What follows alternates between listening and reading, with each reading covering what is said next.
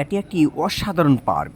আপনি যখন পার্কের ভিতরে প্রবেশ করবেন তখন দেখবেন এইভাবে ড্রাগন সাজিয়ে রেখেছে।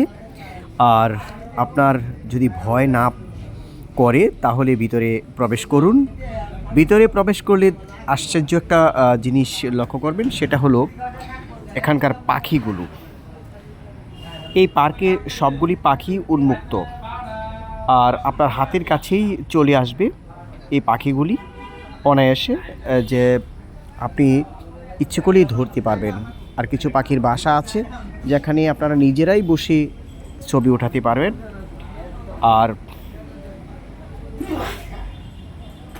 এত চমৎকারভাবে পরিপাটি করে সাজানো এই পার্কটি, যদি আপনি এই পার্কটি দেখতে চান অবশ্যই আপনাকে যেতে হবে ভারতের সিকিম রাজ্যে। আর সিকিম রাজ্যের ঠিক পেলিংয়ে, পেলিং যদি ঘুরে আসুন তাহলে এই পার্কটা অবশ্যই অবশ্যই ঘুরে আসবেন। কারণ এই পার্কের ভিতরে আপনি প্রবেশ করার পরেই আপনি এর মজাটা অনুভব করবেন। তবে পার্কের ভিতরে ঢোকার পরেই কিন্তু এটি পাবেন না। এখান থেকে প্রথমেই গেটটা পার হয়ে আপনাকে একটু হাঁটতে হবে।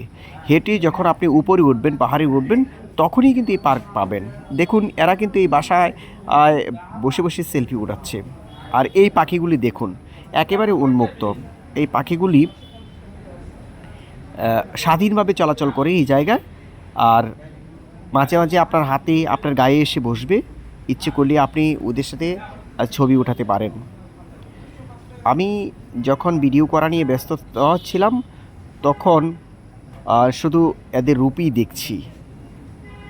চিন্তা করুন কত কাছে, আপনার একেবারে কাছে থাকবে কিন্তু আপনার কাছ থেকে দূরে যাবে না।